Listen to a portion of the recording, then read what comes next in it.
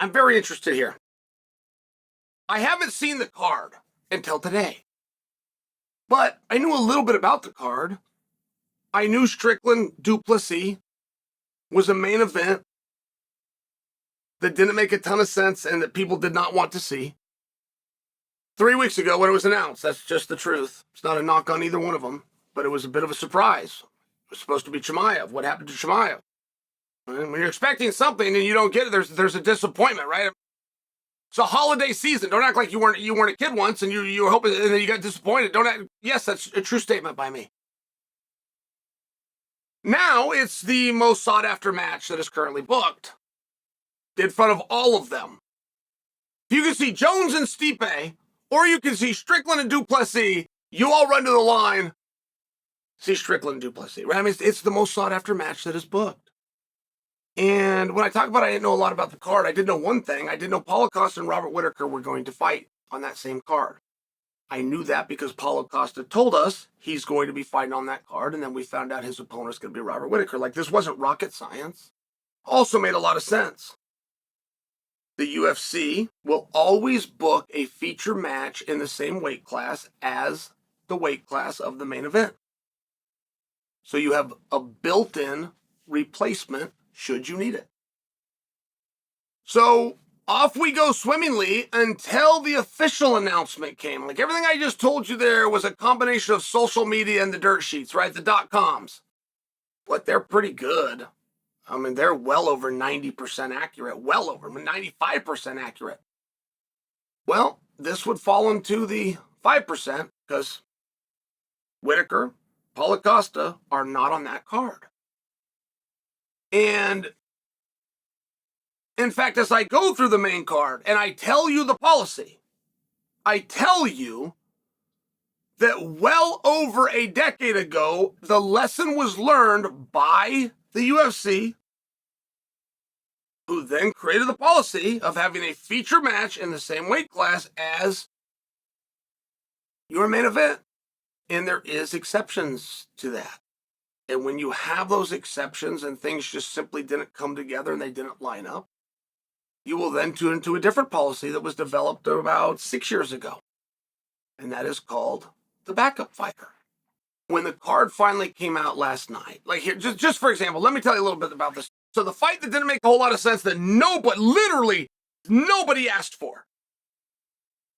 Strickland Plessi gets announced. When that gets announced, there's a reason that needs to go, and it needs to go quickly, okay?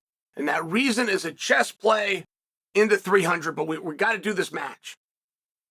Okay, great. Well, we better load up the card because people don't want to see that match.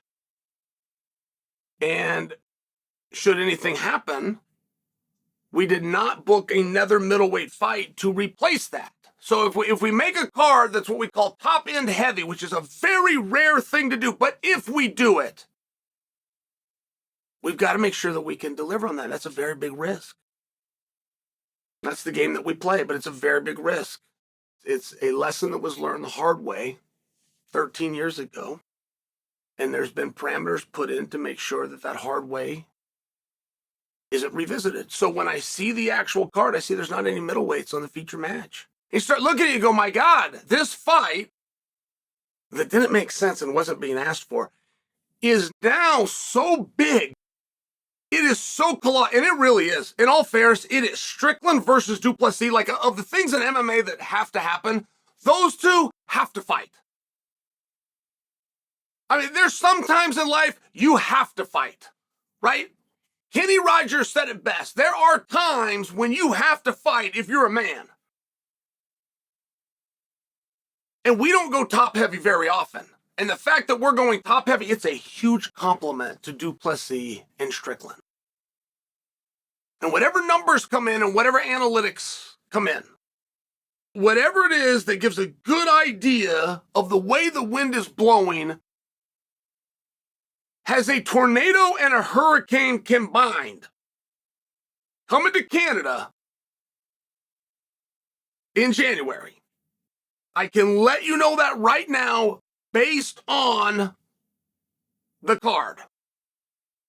So There is one fear, though, when you play that game, and it's only one. There's only one fear. You know exactly what you're risking, but there is one, and it is significant, which is what if something happened there? I mean, just what if? And because we can't turn to our general default of grabbing another feature main card match in the same weight class, because we can't do that, right? We moved Paulo Costa and Whitaker over here. So because we can't do that, it would seem as though there must be a backup. And the backup would be a big letdown, right? I mean, it's important that it's these guys. Like, we don't even need to do 5 rounds. We don't even need to do a main event. We don't even need to bring the title. Those two boys have got to fight. We all understand that. It's a special thing. Doesn't happen very often. And I only ask for you understanding that card, as is, missing that match is a very different event. Can we agree on that? Is that a nice way to say it? It's a very different event, isn't it? So, who would the backup be? And therein lies what I believe shows that we're doing the ultimate risk. I don't know that there is one. Like, when we continue to play musical chairs at 185 pounds, the loser of the game is the same loser every time we play musical chairs. It's Jared Cannonier. Like, every single time he's in the corner holding the cake, right? I mean, So would he be the backup fighter? And I realize that's not going to excite you, but it's one of these things where, would he be the backup fighter? And if it's not him, who would it be? It's not going to be Chimaev. If Chimaev could back up that night, he would just get in the ring and fight that night. And you got Paulo, and you've got Whitaker, their move, so it's not going to be them. And it's, of course, not going to be Izzy. He's being reserved for 300. If we can even get him to 300, who would the backup be? Who could it possibly be? What would happen? There is 85-pounders on the card. I mean, just by example, my buddy Chris Curtis is on the card. There you go. He's on the card. He's also one of Sean Strickland's very few friends in the entire industry. And I don't submit for you that he's going to go from wherever he's on the card to a main event and or a tough. Like, it's just one of these situations. There's a massive compliment being shown to Strickland and Plessi. I hope they feel it. I hope they know it. But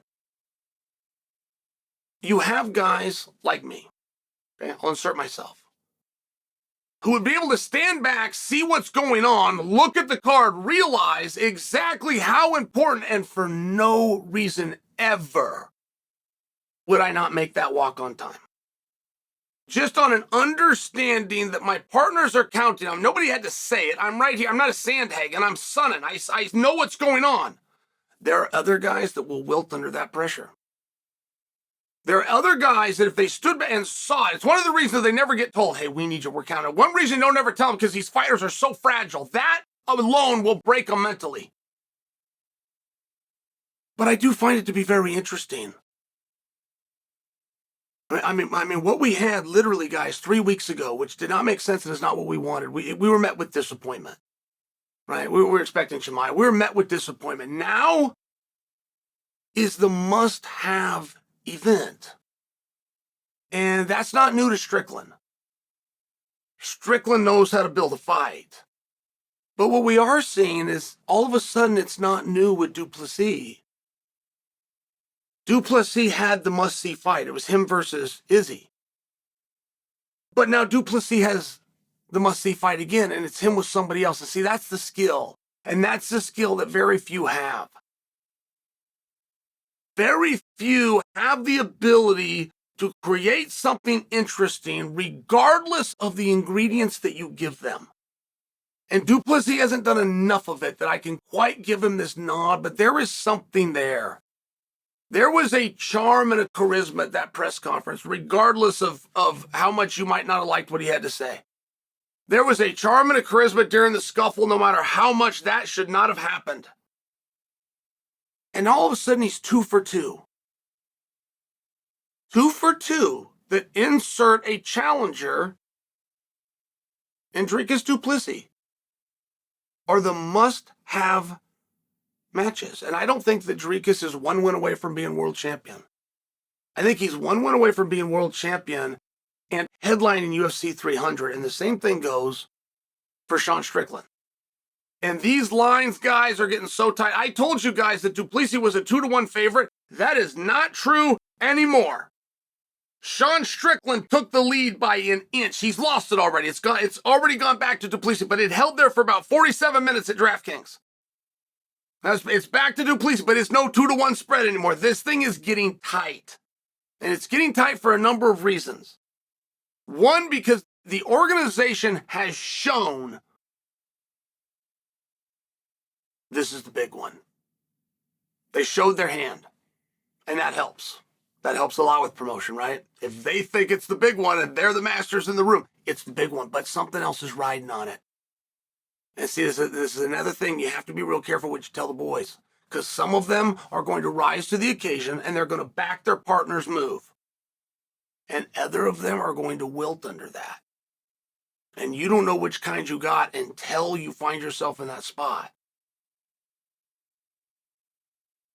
I certainly hope nothing happens to Strickland and Duplessis. As a way of motivating that, we'll put a world championship on the line. As a way of motivating that, we'll put a whole jackpot full of money on the line. As a way of motivating that, I'm going to move one of you to 300 in the top spot, which means if you bring the belt to the biggest pay-per-view ever, you will leave there with more money than you ever dreamed of making in the sport. That's what that means. And you only get that if you're defending. And one of them will be. That's what it means. Just so you understand. And I would serve that as a motivation. That would be my trump card. That would be my way of having the glue that holds that hut together. Since I don't have the backup and I don't have the feature match. For some guys. For some other guys, when they hear that, that is when all of a sudden that shoulder starts to hurt. All of a sudden, all those dreams and everything I wanted, all that attention, all that money, and all that glory, and all that recognition is a little bit too much to bear.